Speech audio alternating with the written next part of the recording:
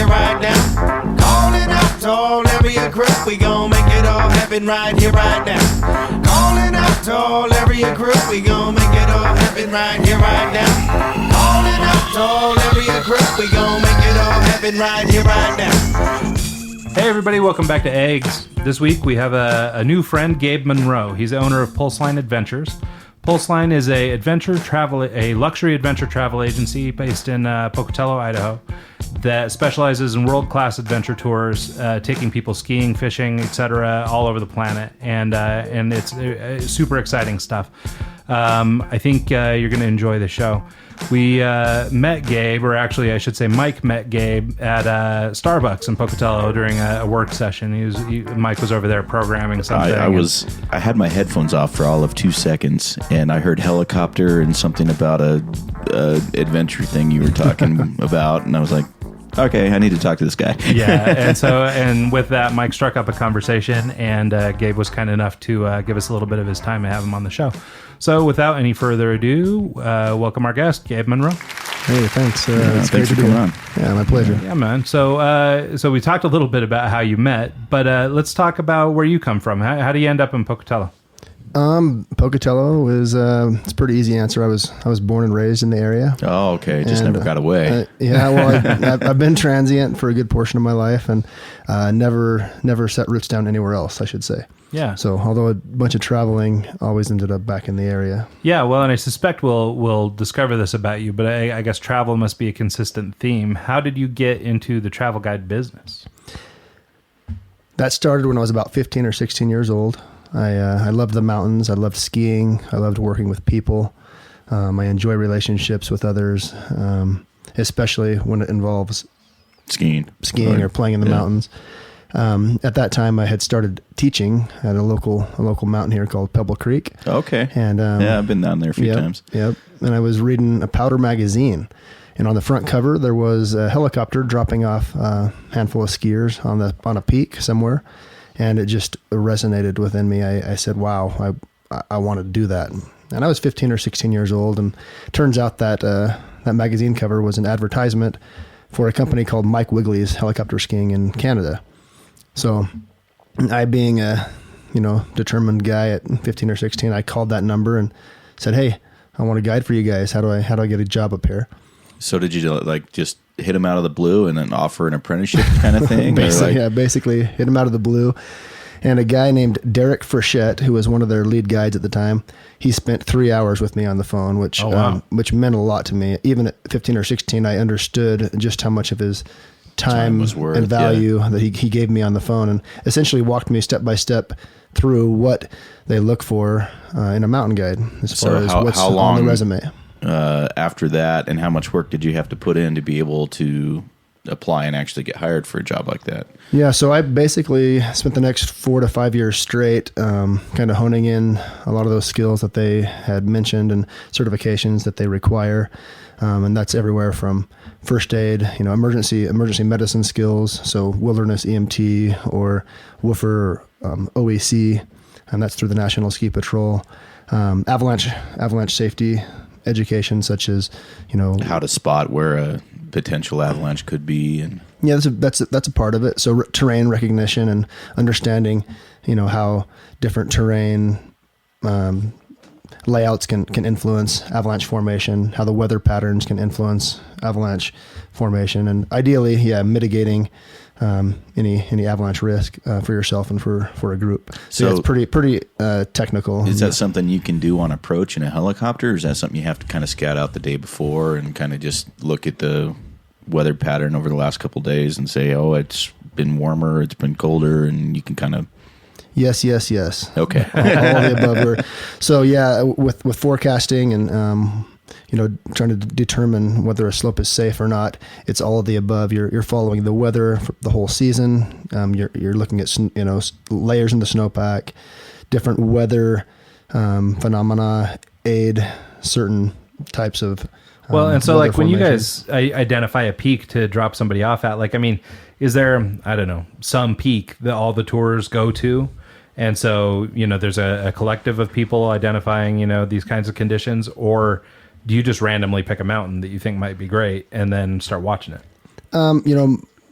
It's mainly we operate in regions where we know there's a good amount of snow and good terrain to ski.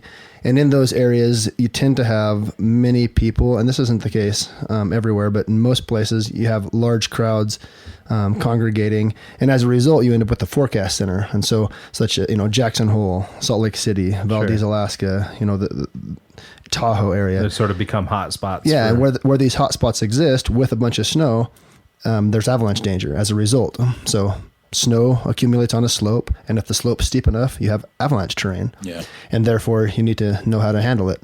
And so with that said, you get these avalanche centers that are excellent. They're all over the country and world, and they put out a forecast. However, there's lots of places where there are not avalanche centers or forecast centers, and that's where it gets even more tricky. Right. You go to Island Park, for example, or right here in Pocatello, there's not an avalanche center who gives a forecast for this area, which becomes a problem in certain So if you've got a client situations. that comes to you and is interested in doing a peak near here or something, for example, here being Southeast Idaho, and you don't have that sort of data, you need to go out and scout it yourself. Then it's and a do that whole. kind of stuff. Yeah, we're still gathering the same type of information, a history, weather history, a snowpack history, and then we're actually getting, on slope. We're digging pits. We're looking at the weather conditions that day. We're seeing if there's any natural avalanches taking place. We're recognizing slope angles. We're recognizing overhead hazard. We're recognizing consequences or terrain traps below. And do you kind of plan a route for the, Absolutely. like you drop them off and like, okay, you're going to hang first right here. And then when you see this tree, you're going to hang left. I mean, that, per se, for lack of better words, yes, we have a route. We have a route put together or planned. We have a plan A, plan B, plan C, depending on weather and a number of other factors. And then it depends if you're operating out of a helicopter or if you're operating, ski mountaineering, self-propelled. And in that case, you're climbing it on your skis and skiing back down, or you're going from, your car to a yurt or to a hut, and then you're skiing from there. Or with a helicopter, it becomes a little more difficult because you don't have the intimacy with the snowpack on the way up the mountain. You're getting dropped on top, and then you're making decisions right from there the top and then, down rather than having a bunch of good information that you'd gathered on the way up. So it's we don't have time in the next week to go over all the details. To be honest, it's a science, and it's a very important one. Is it something that you kind of, like you get the rough idea, but the more you do it, you can just kind of feel and you can kind of just tell? Or with time you get better at certain things, but I think with more education and the more time I spend in the mountains, the more I realize just how much I don't know and just how fragile of situation that we're operating in. And if education doesn't make you more humble and more conservative, something's going wrong. Right. If you're taking more risk as a result of your further education, you're missing the point. Yeah. Right. That makes and sense. I'm not saying there's times, I'm not saying don't take risk. I'm saying take calculated risks. Yes, and there's a time to ski that slope, and there's a time to not ski that slope. Yeah. And Right. that's the reality of the game we play. So 15, you call this guy, he gives you a list of stuff to, do this, and this. 4 years later, do you get hired by the same company? Or So 4 or 5 years later, so everything we were just talking about was all snow safety and avalanche education. And that's a huge topic. But that was one of the things on the list. Another thing you need on the list up in that area is crevasse rescue, high-angle rescue. And so around here, you can go skiing and you're dealing with avalanches, cliffs, cornices, things that we have here locally. When you get to Alaska and Canada, it's glaciated. There's huge glaciers all over the place. And so now you're dealing with Sirac Falls, you're dealing with crevasses, crevasse falls, all sorts of other issues. So you need to have a whole nother type of terrain. You've got ice instead of, earth. You've got and the mixture of the two. Yeah. Between every glacier, there's big pieces of earth that we call mountains and peaks that stick up, and you're transitioning from these peaks out onto a glacier, and sometimes you're skiing the glacier itself. But either way, there's a lot more training that's required. So crevasse rescue, and then high angle rescue, as well as just your basic glacier travel techniques, and so under your rope techniques, climbing techniques, So there's a lot of other I should say skills and experience that are required. And then proficiency needs to be displayed as well before you get these certifications. Yeah, it's funny because I guess, I don't know. I mean, it makes me sound stupid, but like, I guess I didn't realize how like wildly complicated this is. And I mean, it makes perfect sense as you're saying it.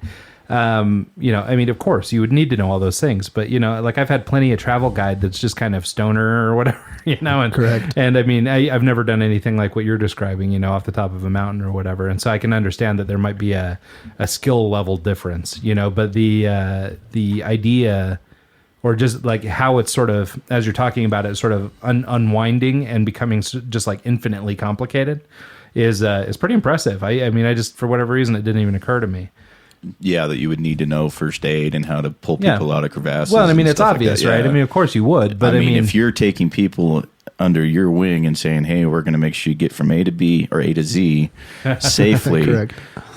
you know, you kind of have to have that all-encompassing But knowledge. it makes perfect safe, yeah. right? Or perfect sense, right? I mean, you don't want to get dropped off on top of a mountain with some guy that doesn't know what he's doing. Just, hey, we found this mountain and we've got a helicopter, so good luck. Yeah. I mean, it makes perfect sense, you One know. way down, just well, I down. guess, you know, I've seen the ski videos and the commercials with the, you know, the people skiing off the tops of the mountains and stuff, and I mean, it just looks, oh, okay, well, they just drop them off, and then you as the skier find your way. Good luck, you know?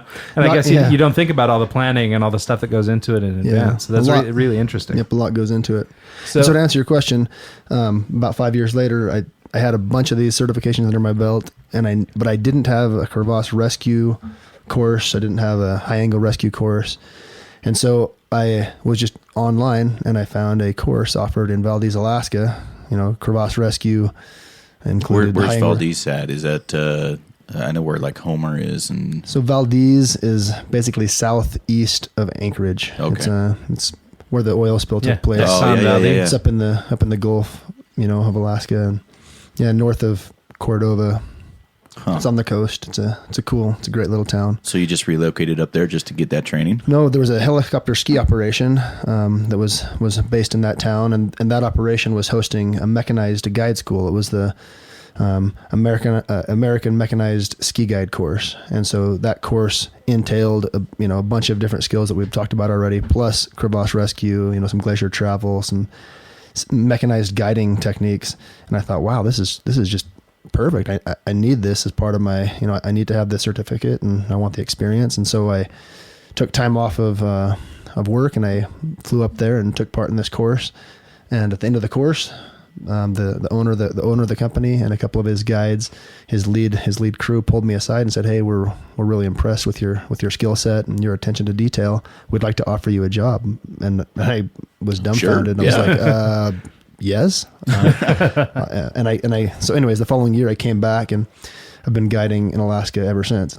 So is that an annual thing? You just head up to Alaska for the winter and spend most of your time there and then kind of come back to Pocatello? It was for a number of years, 10 or 11 years. Yeah, I spent all my winters in Alaska, and then I'd come back here and work construction during the summer. And after a while, my buddy and I, Aaron Karitis, he was the director of operations at this heli-ski outfit in Valdez, and I was the lead guide. So I took care of all of our field operations and flight operations and ran the guide staff and whatnot. And he took care of all the company's operations. So getting our permitting in place and marketing and selling trips. And him and I became good friends. He was from Bend, Oregon. And I've been there a few times. Yeah, it's a great place. Yeah. It's a great place. And throughout the course of our time with this operator in Valdez, him and I decided, let's do something different. Things just weren't going as well as we had hoped, and we had a great time there. We learned a lot. The owner was an amazing skier and an amazing guide, and we learned a lot from him. But we decided we went our separate ways. And Aaron and I thought to ourselves, how do we do this? We love this. We're passionate about this, but we don't want to do it in Valdez for the rest of our lives. We want to take our skills elsewhere and take our guest elsewhere. And so that's kind of, in a nutshell, how Pulseline Adventure was founded. Yep. Yeah, that's really cool. So before we go any further on that, I wanted to ask you about, clearly you have sort of a passion for the outdoors. Where does that come from? Is that sort of just growing up an Idaho boy, or is that, are your family outdoors people? Like, did you grow up camping? And I grew up camping. Yeah, I grew up in Idaho. My dad and mom are both outdoorsy. I think my mom got drug into it, but she ended Screaming the whole way. No, I think she ended up loving it afterwards. She was a California girl. She San Diego, never really knew much about the outdoors, but she met my dad up here after she graduated from college. They got married, and the rest is history. My dad definitely loves the mountains, and my mom does too. But my dad he's nearing 70, and you can't slow him down. He's still climbing peaks, and That's awesome. Well, I suppose avid skiers and stuff like you must be. And they were both skiers, and neither of them as avid as me. My dad, he liked camping, hunting, fishing, and I've definitely inherited the outdoor interest. But I've kind of diverged from the hunting and fishing side of the house to the outdoor sporting, athletics, like I said, the skiing, mountain biking, rock climbing, mountaineering. Yeah. Cool. Well, let's then get into Pulseline a little bit. So Pulseline, as we talked about at the top of the show, is sort of a luxury adventure travel agency. These are the companies that do the types of trips that you're talking about, dropping you off on top of a mountain, taking you to some crazy place to go fishing. Let's talk a little bit about the company, what you do, and the types of trips and things like that people could take with you guys. All right. Yeah. So if you have any questions, interject. But in a nutshell, Pulseline Adventure is, as you mentioned, it's a luxury adventure tourism company, and we pride ourselves in taking our guests all the way from their hometown to a destination of their liking, supplying the adventure and bringing them back safely. And so that our bread and butter, I guess, would be skiing, surfing, and fishing. And then above and beyond that, we do some different things. When we're always looking to add new adventures to the lineup, such as mountaineering or biking across, like adventure biking or travel biking, say down in South America or up in Alaska, say from Juneau to Skagway or something like that. Mm-hmm. So say, for example, I wanted to go and bike down the Cabo Peninsula. Is that something that I would email you 6 months in advance and you would start making logistical plans to... what's like an average? Yep, just like that. Someone would say, "Hey," and so we do a custom trip component as well. So we have a number of trips that we do annually, and those are Alaska heli skiing, Canada cat skiing or Canada heli skiing, and then South America, skiing and resort skiing in Las Leñas or something like that, or Antarctica ski mountaineering.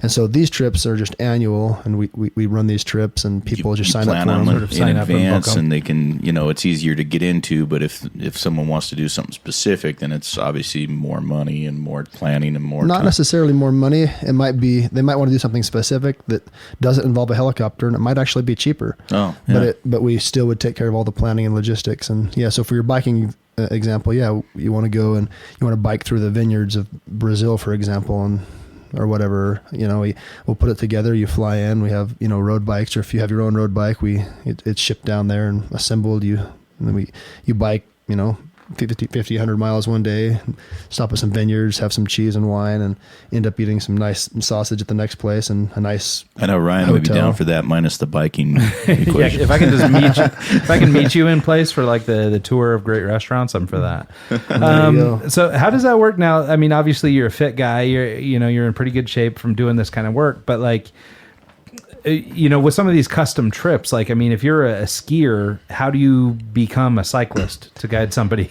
Well, or do you just have to be good at all those things? No. You're absolutely right. That's a great question. Pulseline, we're pretty diverse, and I'm here to tell you, I'm a ski guide. I'm not a surf guide. Yeah. I'm not a fishing guide, but I enjoy fishing and I enjoy surfing. However, the number of trips that we offer and the number of different activities that we offer, there's no way that any one of us could handle all of those proficiently. Well, so I suppose like any sort of travel agency or whatever, maybe, this might be more high end or more specific, but like with any travel company, you would find the cyclist guide. You would bring in the surf expert. You would bring, and you probably have developed some partnerships and things along the way. Yeah, we have about 10 to 12 ski guides from Colorado to Alaska to South America, Japan, Kyrgyzstan. And so depending on where we're operating, it won't be me doing all the trips. Sure. me saying, "Hey guys, yeah, we've got a guy you're here." facilitating I'm it. facilitating it, and you're with the Pulseline guide, but he's our local expert Somebody based in Argentina. Yeah. You know, we have Mike Hamilton in Argentina. We have, you know, Dan Vandermeulen in Sun Valley and, you know, in Haines, and Yeah. we have Doug Stoop. He's our Antarctica guy. And So how did you go about meeting all these people? Did you just kind of over the years you've been on trips with them and got to know them and kind of reached out that way? yeah, or? we brush shoulders with different companies and brush shoulders with different guides throughout the industry. So some places we'll go and we'll work with the company. Other places we'll go and we'll actually do everything. For Yeah. example, Antarctica this last fall, we went with a company called Ice Axe Expeditions, and that's a company that Doug Stoop owns. It's a Tahoe-based company, or Truckee, California, same area, and they annually do a Antarctica ski trip, and we take a boat from Ushuaia, which is the southern tip of, you know, Argentina. It's in Patagonia. You get on a ship and we sail south, and Wow. guides How from all long over is the that? guides from all over the world. There was I think 25 guides last year, and Wow.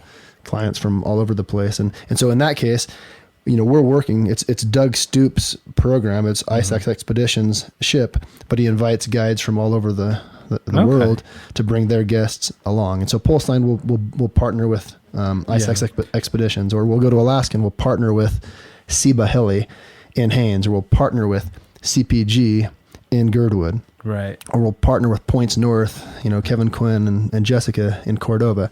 And so, in other words, they have the permits to operate in this terrain. They Sure. have the helicopters on contract. We show up and we bring guests, and we want to introduce them to their product because Right. we believe in their product, and we want to be friends with everyone in the industry. And so, Yeah.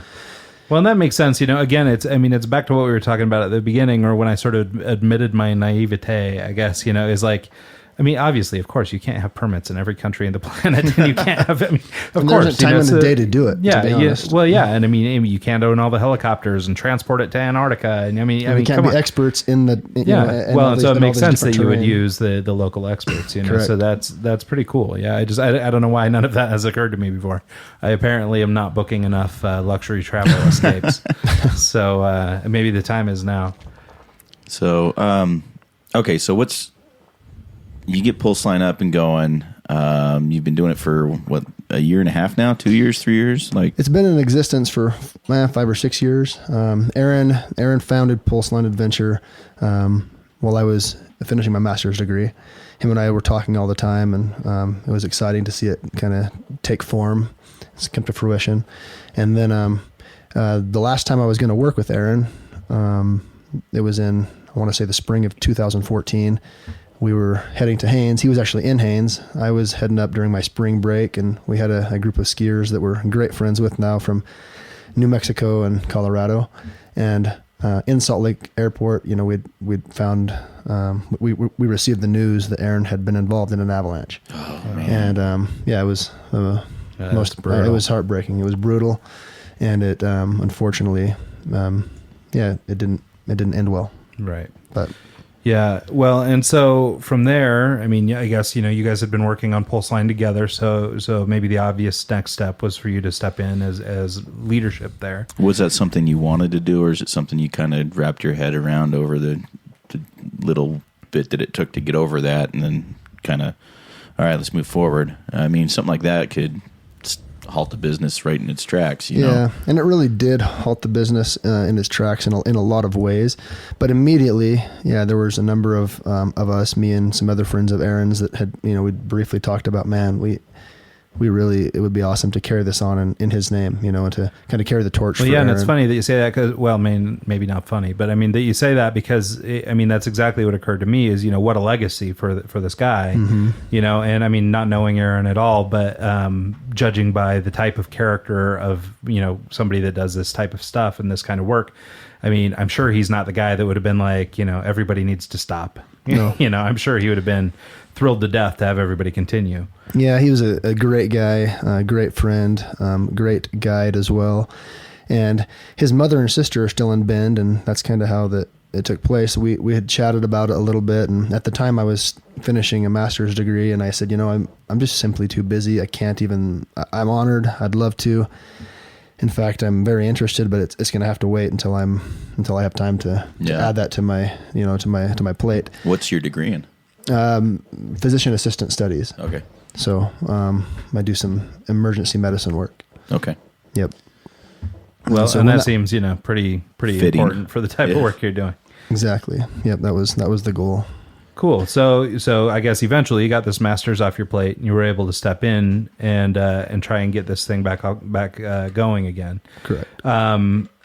How was that process? Like, how difficult was it to kind of get that thing, get Pulseline up and running again, start to reestablish connections that may have been lost over a couple of years, and just kind of get back into business? Well, and now instead of splitting the responsibilities with you and your friend, now you have everything. Like you have all the marketing, you have all the logistics, you have maintaining a website, you've got all this stuff that's on your plate versus being able to split it up and work as a team. Has that been like a huge process to overcome, or is it something that you just kind of hit the ground running and don't even think about it kind of thing? No, it's a huge process. Yeah. And to be honest, it's moving much slower and it's progressing at a slower rate than when Aaron was running it himself. Aaron was doing it full time, and he was very excellent at doing it. That was also his background. My background was guiding in the field and field logistics, and actually, holding the hands of these guests and customers and taking them out and skiing with them. I never had to handle The business back end side of things. So Yeah. it's been a really steep learning curve for me, on top of a life that I already have and jobs that I already have. So it's going it's going well, but it's moving slowly. Yeah. And the plan never was for me to step into these roles. Initially, Aaron and my discussions, they all were around, hey Gabe, as soon as you're done with school, like you're going to be part of this business, and you're going to be the guide, you're going to be the lead guide, the education director, and so I would have been Working with other guides and Yeah. training them, and I would have been doing very similar to what I did for the Heli Ski Company in Alaska that we had both worked for, and he would have done very similar to what he did, which was the director of operations. And so, it was never part of the plan that I took over everything that he was doing, and it's been eye opening, and it's impressive how much he did. Yeah, what a challenge, awesome. right? It's a huge challenge. And and stepping out of your skill set and putting on some additional hats, is always a difficult challenge, and I can only imagine, because we're not talking, and correct me if I'm wrong, but I'm guessing that your clientele, this isn't everyone. Right. Because to plan sort of a custom trip like this, we were saying earlier, it might be cheaper without the helicopter, but like it's still kind of a trip, it's still kind of a jaunt. This isn't like somebody's weekend warrior kind of thing. This is most weekend warriors aren't going to Antarctica. Yeah. to go skiing. If you're jumping to whatever a stand, it's, Right. that's kind of a jump. It's a thing, and so obviously you're marketing to a niche group of people. Yeah. It's a much tighter niche, probably more money involved and things like that. And that's it's a tough competitive market to reach. And so I wonder if, if you had any any, I don't know, advice or any challenges that you've, run into and overcome, anything you could talk about in terms of, developing the business and starting to market the company and stepping into this new role. If there's any like success stories or things you could share, that have been real wins for the company. Well, I think it's all been difficult. I think with the birth of social media, the marketing there, the opportunities there are pretty large, and that's one of the marketing avenues that we're exploring, is how Where do you focus your attention? Yeah, where do I focus our attention? Instagram or Facebook or just all of the above, just wherever you can? Yeah, we know a little bit on Facebook, a little bit on Instagram, a little bit on Twitter, and those are ones that Aaron had set up previously, and I'd like to continue with those as I have more time to do that. We may, but it was never. He and I never thought about doing it full time year round. We thought about Sure. doing just a handful of trips a year, maybe a couple to South America, maybe a couple to Alaska, maybe a couple to Canada. And then with multiple guides, it enables you to sit back and maybe handle some more of these marketing, questions and more and the struggles in trying to, rather than being gone in the field where you can't even, work on these items, we can have a trip running while we're working on, these marketing items or planning for 6 months, 8 months in advance. And so, to be honest, it's all of it's, I guess, a work in progress at this time. Process, we found a guy who wants to do the marketing and social media marketing for us, and he'll be graduating in a few months with a marketing degree. And so that's probably the most exciting thing going at this point is the idea of having him come on board. Having some additional help. He's to kind of passionate. Facilitate that stuff. Yep, he's passionate about it, and he knows how to speak that language, which I frankly do not. Yeah. So well, that's okay. I mean, that's a reason. There's a reason. There's a degree for that, right? I mean, it is another language, really. So let's talk about what the process is like in a little finer detail. So I don't know, Joe Blow customer, and I want to try and set up a trip to, I don't know, we go to Spain a lot. We talk a lot of Spain. We want to go ski in Spain. So how does the initial sort of consultation go? And can you just talk a little bit, maybe in greater detail, about the process of let's pretend we're going through this. How might it work? Yeah. So I guess initially I would say, hey, let's go to Chamonix instead of Spain. But I'm just kidding. Let's talk Chamonix. I'm for that. So what would happen is we'd get an email from you, for example. Someone would shoot us an email, info@pulselineadventure.com. There you go. Or they'd, call, or there'd be some sort of, Facebook message, or there's a number of ways you can contact us, but it would start there. And most of the time these people say, hey, I've got, me and my wife, or I've got myself and 3 college buddies, and we want to do a ski trip to this place. And so we'll get back with them and say, hey, thanks for reaching out. Let's get on the phone as soon as we can, and let's ask some details, and we'll do a mini little, 20-30 minute interview with them and find out if they're a client you want to work with. Well, we want to work with almost all clients. There's none that we won't work with, to be honest with you, but I want to get an idea of their ability level.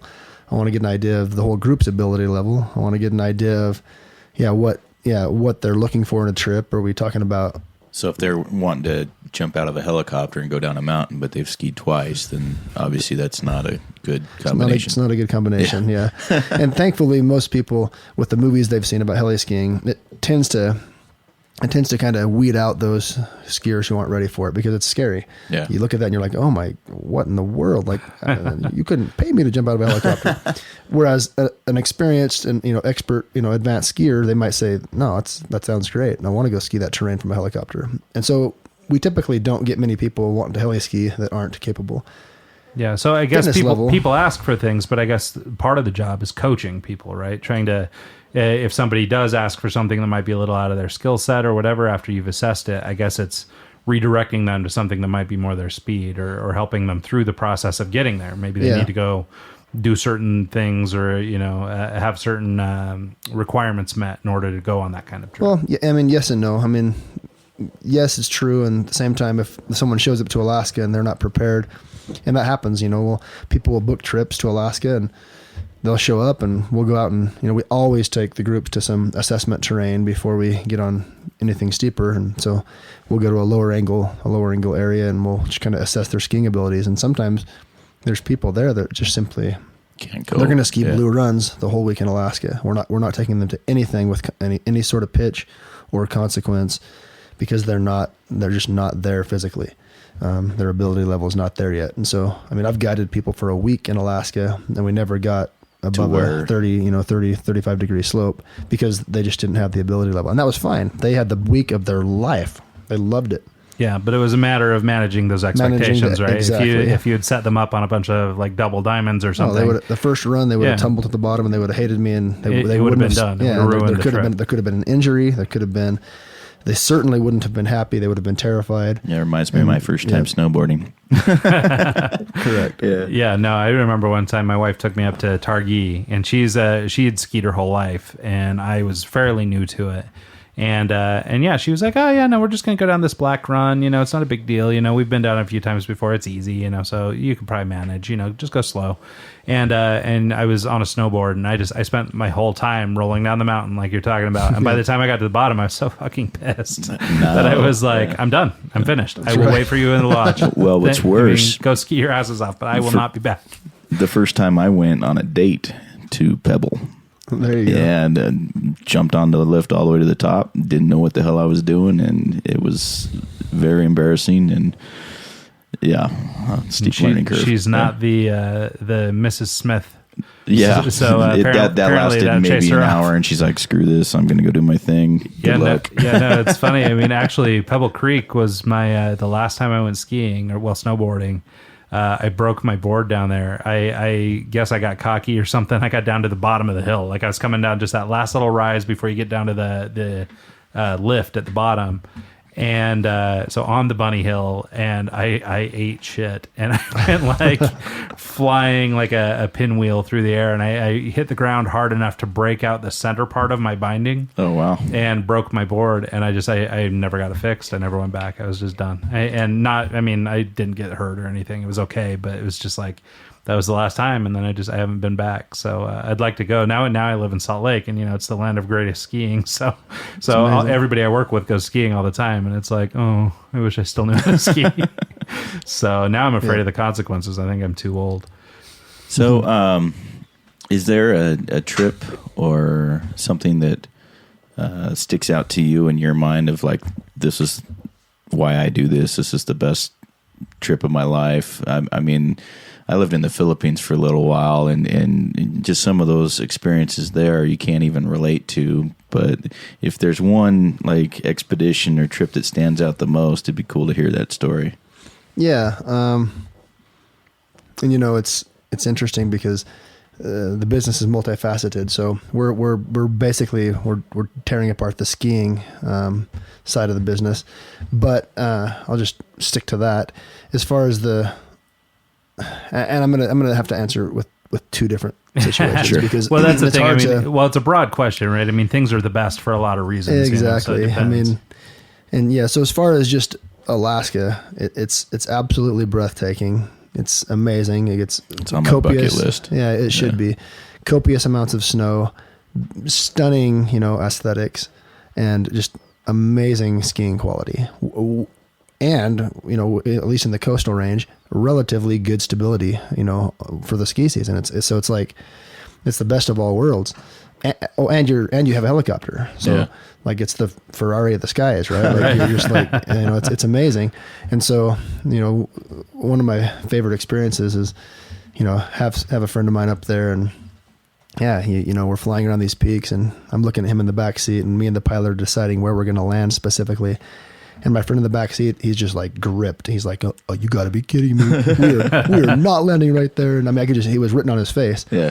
And sure enough, we circled the peak a couple times, and me and the pilot decide, "Yep, that's a good landing zone. We're gonna pull in there." And he just hovers, right? He doesn't try and land. Well, no, there's a lot of. We normally try to land. Sometimes you'll hold power, and that's a really hairy landing, like where you're hovering or you're towing in. Towing in would, just the tips of the skids are actually touching the peak. And so he's got a little bit of reference, but he's under full power. He's still flying. So if something went iffy, he could just pull up. He's got power. Yeah. But ideally we land. Like ideally we find a location where we can kind of hunker in and he can let off power and he's comfortable. That doesn't always happen. And in this case, this was one of those ones where it was a little bit of a toe in. He's definitely holding power.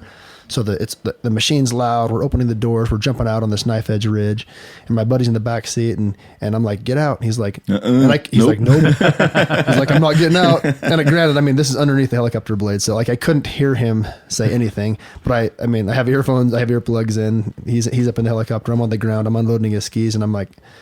It was like I was coaxing my, 1-year-old daughter to jump off the counter into my arms. I'm like, come on, you can do it. And he just looks at me, he's just shaking it. He's like, nope, you can't make me get out. I'm like, you're getting out. Yeah, we're already here, dude. Come on. I'm like, yeah, that helicopter is going to go pick up another group of people. You can't be there. And anyways, we get him out, and he was shaking like literally, I mean, shaking. It was amazing. Was it just like his first time? It was his first time in Alaska. Okay. First time, flying into the range. Well, I was going to say, there's got to be, I mean, it's got to be kind of a trip, getting out of a helicopter, whether it's landed or towed in or whatever. I mean, especially if it's towed in or hovering. I mean, it seems like it would just be terrifying, especially that first time. Well, and especially when you're looking off the front of the helicopter and it's a 4,000-foot drop, Right, literally, yeah. and you're looking at the back of the helicopter and it's a 4,000-foot steep slope. So although we're not, it's very, very interesting. Yeah, I've got to imagine. least. I mean, it's one of those things that I don't know how you would get enough reps. I mean, unless you were a guide, I don't know how you would get enough reps to ever get like comfortable with it. Yeah. Like, I mean, maybe these guys that do it, ski it often enough that it's not that big a deal for them anymore. But I mean, just picturing myself getting out of that helicopter, like I don't even think I could notice the beauty or anything else. I would notice my damp ski trunks. I'd notice, my shaking hands and my sweaty palms, but I think that'd be about it. Yeah. No, that's interesting. They get used to it pretty quickly. I mean, you get your skis on and make a couple turns and they're just, okay. And then they can handle it. But that's one of the experiences that was pretty awesome. Just flying into Alaska is pretty awe-inspiring. It's amazing. And then the second one was Antarctica. It was absolutely unbelievable and not comparable to anything else on Earth. Yeah. So describe that for us. I mean, you get on a boat in Argentina, right? Yeah. So How's that trip go? Yeah. So that trip goes, from basically it starts in Ushuaia, which is in Patagonia. It's the southernmost, one of the southernmost, I think it's the southernmost city actually in Argentina. There might be one city a little further south in Peru or whatever the next door country. I don't know. Don't ask me. yeah, Chile. Sorry. I think it's Punta Arenas or something like that. But nonetheless, you're in the southernmost city. It's amazing. You look south and you can see some land and some peninsulas, but it's all ocean. You get on a boat. It's like a 300-foot adventure cruise liner, and you sail for 2 or 3 days, and then one day you see land, and that sail is no joke. It's rough waters. It can be very rough. Yeah, it's unreal. Is it like how big's the boat? I mean, 300 feet long. So it's not small enough where it's a tiny boat, but it's small enough where you hit some waves, you're going to feel it. So seasickness is a part of it. Oh, seasickness is a huge part of it. Well, I guess they have a DJ on the sun deck or something. Yeah, totally right. Sign me up. Different kind of cruise. Yeah, it was awesome. I mean, just describe a little bit the geography. I mean, because it's ice. Again, it's white. Well, that's the thing. Is it just ice and white, or are there mountains there? Like, how's this work? It's quite burly. It's really rugged mountains. Obviously, a lot of ice. I mean, the continent's covered in ice for the most part. But yeah, there's peaks that are jettisoning, up out of the ice, and it's definitely a really awesome, beautiful, aesthetic ski terrain with in a Nat Geo setting. So you're seeing there's wildlife all over the place. It's awesome. There's history. You're seeing shipwrecks that are just like there from 100 years ago. But yeah, I guess you don't really recover those ships, right? You just kind of go, old whaling ships. It's like they're still there. It's really beautiful. We had a marine biologist on board. We had a historian on board.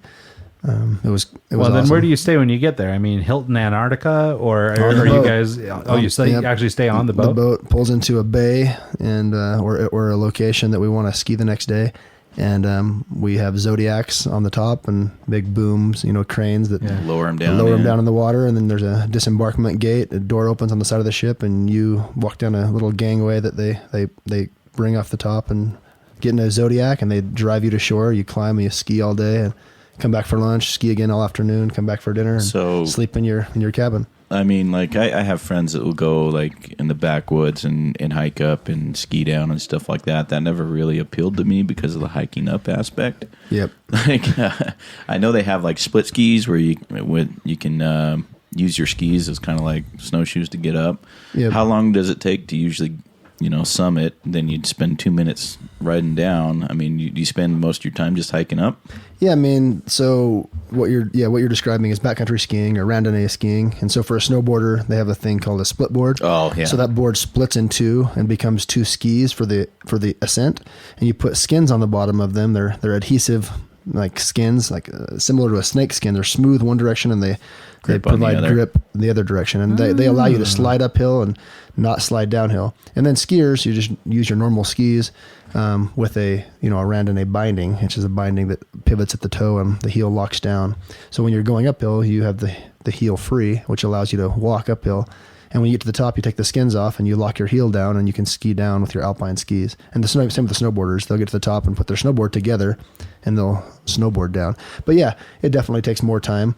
It's a lot of work. So on something like Antarctica, they have snow machines down there? How do they take you up? Do you hike? Everything is self-propelled. Yep, we hike everything. Oh, wow. So it's a commitment. Yeah, it's a commitment. I mean, see, I'm already thinking how devastated I'd be after 3 days on a cruise ship to not arrive in Bermuda. like when I show up at this big Arctic thing, I'd be like, come on, man, you guys went left. Like, we were in South America. What's going on? Well, anyone that knows Ryan knows he just wants to get away from the snow. Sorry, I'm a warm weather guy. You'd like the boat. I'm telling you what, though, I'm learning a ton about this stuff. Like, I don't know why I'm so fascinated. I'm like a kid, I guess. But we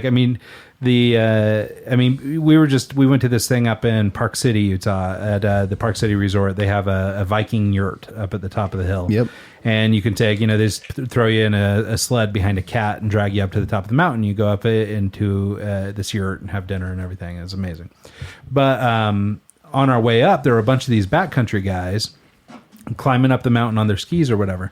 And it never occurred to me how they're doing it. Like, somehow, from at a glance, it looks like they're defying gravity. So I didn't realize there was some kind of science. I mean, clearly there had to be something going on, but I mean, just learning about that, inside trick that everyone but me knows is really interesting to me. I don't know why I'm so shocked. Well, I guess until you do it, you don't really. Yeah, I mean, I've never had occasion to do it, so it's really interesting to me. I think that's super cool. So in Antarctica, I mean, how long do you stay? It's in total about a 12 to 14 day trip. So you got a couple of days of travel on the boat, and then you're down there for I think about 9 or 10 days skiing, then a couple of days travel on the boat back to Patagonia.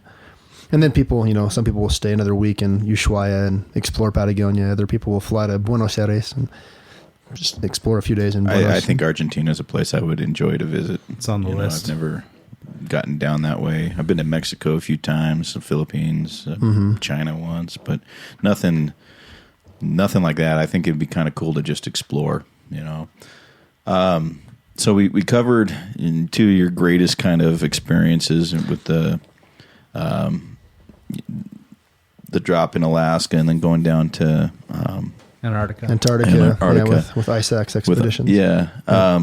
Is there one that stands out as why am I here? I'm never doing this again. Kind of. Yeah, there's been some times where, if you're cold or hungry, your brain just quits working like it should. And, I would say there's been a couple times in Alaska where, we're trying to get groups out of the field because weather's coming in, and as the lead guide, I might send, okay, hey, Ethan, I want you to, and that's the pilot. I'll say, hey, Ethan, the pilot that year, I'd say, hey, Ethan, go pick up Jason first and come back and get me and Mike later. And so that might be a 30-minute round trip, and as weather's, coming in. And so there's some times where it can get pretty scary. Have you ever had to kind of camp out overnight, not intentionally? Luckily, we've camped out a lot overnight and done, we'll do plane drops as well, where we have a group that wants to go skiing in Alaska, but they want to get dropped off by a bush plane and ski for a week out of tents. We're planned. We're prepared for it. We have food, we have tents, we have sleeping bags. But when you're heli skiing, we don't have, we have some emergency rescue gear. We have, but we don't have tents. Set up for the stay. We're not set up to stay overnight. And so you're skiing in remote areas, and with weather approaching, and you got 4 groups to get out of the field. That's a 2-hour, it could be a 2-hour ordeal. Yeah.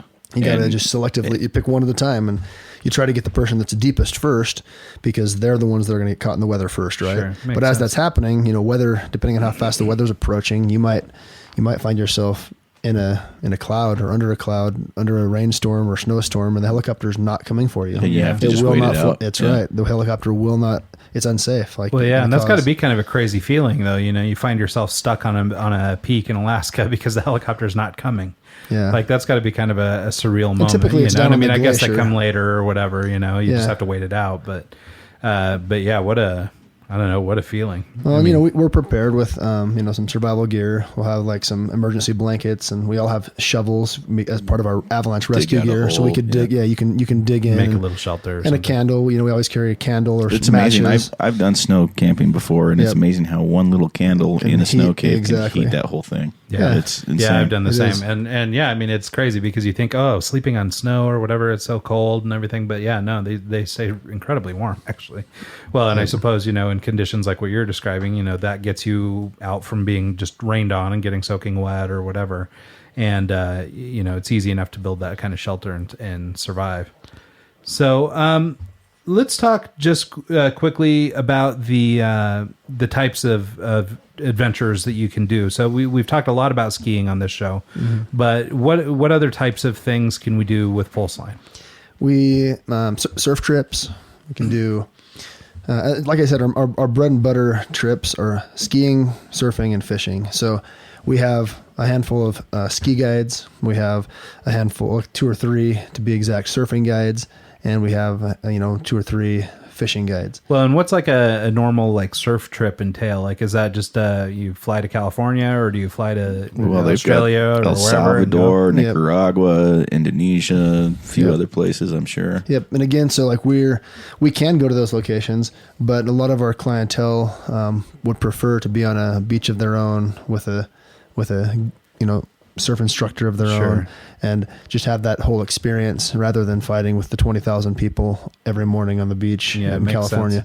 So yeah, we'll try to and if they want to go to California, we can certainly make that happen and put them in a nice hotel right there on the beach and make it as nice as possible. But yeah, Costa Rica, El Salvador, Nicaragua. Well, so like, the ideal heli trip is you rent the helicopter, you go out to the peak, you get dropped off, you ski down, you get lifted back out. Like, how does a surf trip work? Do you just fly into the area, then take a boat out to whatever, harbor they're working in? Or like, I guess I don't even know what a surf trip would entail. Yeah, so it really. depends on where you're at and what the surf is like that time of the year, and if you're with your children or if you're with your boys, from college. So yeah, you'll fly into Costa Rica with a commercial airline, get on a taxi, or maybe even an Uber at this point.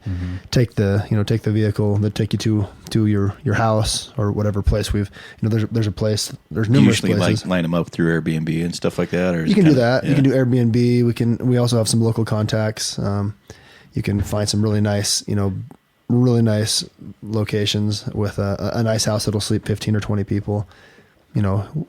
Arrange a chef and then arrange a surfing guide and then some instructors. And so, yeah, it might be that you walk out your front door and you're surfing right there. Or it might be that you walk out your front door in the morning, you get on a little boat and they take you up the coast 5 miles to a really cool secluded surf beach.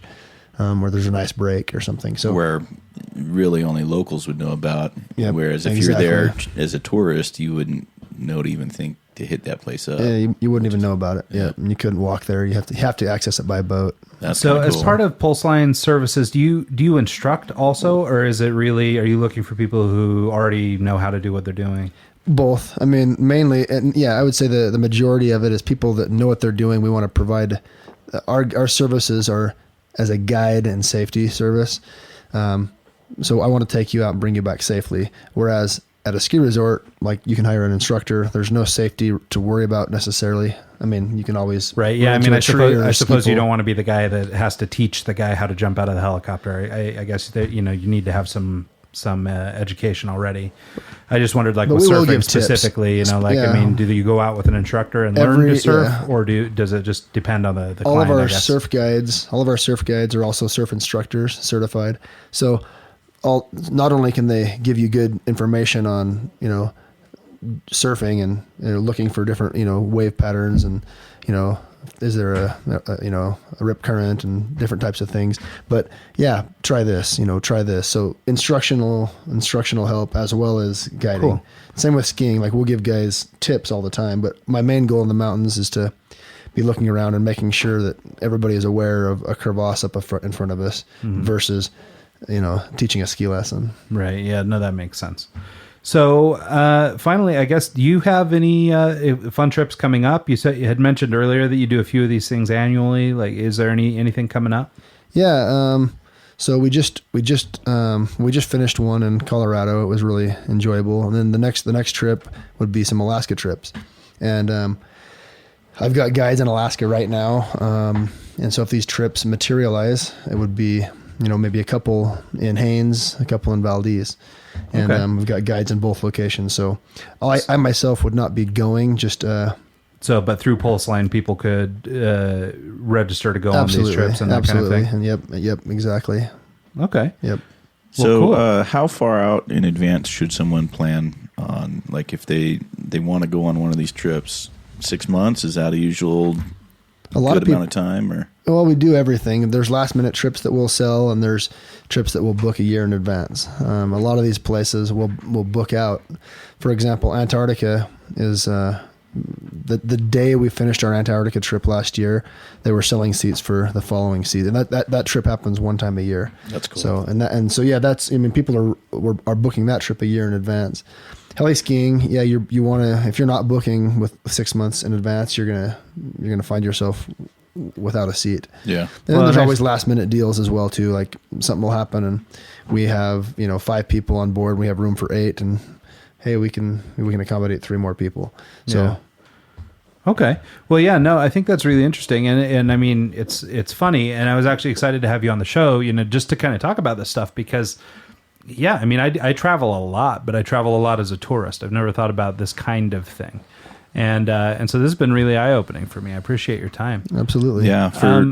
How do people get in touch? What's the best way to reach out to Pulseline, set up a trip, either one of these prearranged trips, like one of these Alaska trips you're talking about, or a custom vacation? Yeah, so the easiest way is online. You can find our website at www.pulselineadventure.com, or to contact us directly would be info@pulselineadventure.com. Yep.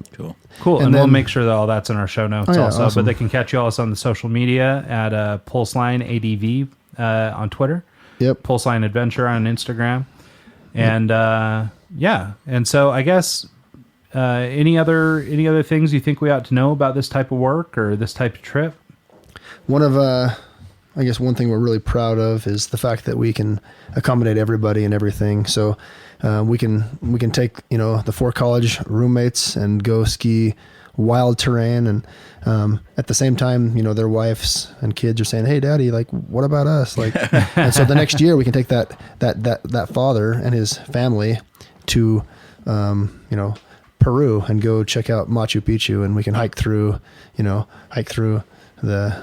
Peruvian Andes and provide a trip for the family, or a surf trip where we can accommodate, helping teach the son and daughter while the mom and dad are up, getting a massage or whatever. And then mom and dad are out surfing later and the kids are, playing on the beach with, so it's really neat to be able to accommodate everyone. Yeah, and it sounds like they're show them an adventure that they're gonna be able to build memories. Yeah, most from. people aren't going to, just up and go to Argentina and see what happens. It's nice to have, kind of a structured, hey, let's do this. We just the fact that you said you show up to the house and then we have the chef, that's a whole nother level of, Yeah, well, traveling. and I think it's a really cool point that you can really build these trips. They're not just like ordering something out of a bag. You can really tailor this experience to you. And, this last couple of years, we've talked about it a little bit on this show, but in our own family, one of the things that we've really started to put an importance or like more of a weight on is this idea of memories, making memories instead of just buying things or whatever. Correct. And so, we listened on an earlier episode to me complain about taking the family to California for Disneyland for Christmas. But the whole point was like our kids still talk about it every day. Like, I mean, that was such a memory made for them. Correct. Well, that and you're planning on taking. Well, yeah, we've talked about some cool ideas about where to take them this year. And should I not bring that up? Yeah, don't bring it up yet. Because we don't know, and I don't know who's listening. Kids. And but the whole point was, for years and years, it was buying toys and buying this and that and just tchotchkes that they don't remember, a week later. But these kinds of memories are really valuable, and they're the kind of thing that stay with people forever. And, so whether it is your group of buddies, or you and your parents, or you and your father, or you and your brother, or correct, sisters, or whomever it is, these types of memories and these kinds of adventures are the sort of thing that you just can't replicate. Well, and you can't just go to a website and book it. You know what I mean? Like, this is something you need to think through and really craft an experience.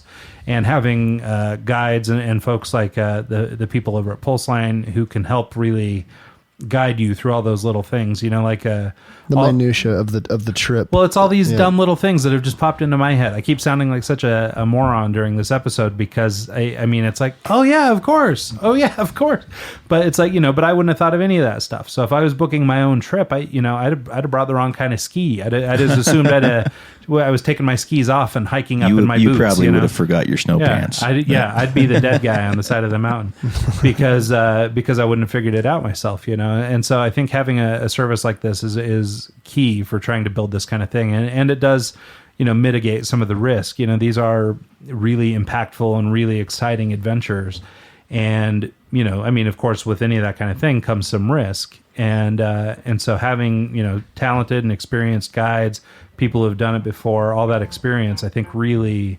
mitigates those things, so you can just go and enjoy the trip and have a great time. Yeah, well, thanks for coming on, Gabe. Really appreciate it. Yeah, really appreciate your time. And once again, this is Gabe Monroe from Pulseline Adventures. You can catch them online, pulselineadventure.com, or Pulseline at ADV on Twitter, Pulseline Adventure on Instagram. And with that, I guess catch up with us and the Eggs Show on eggscast.com. You can find me at r2mg.com. And me at djontic.com. All my social stuff is there. So, yeah, thanks for tuning in. Yep, thanks for tuning in. We'll see you next week.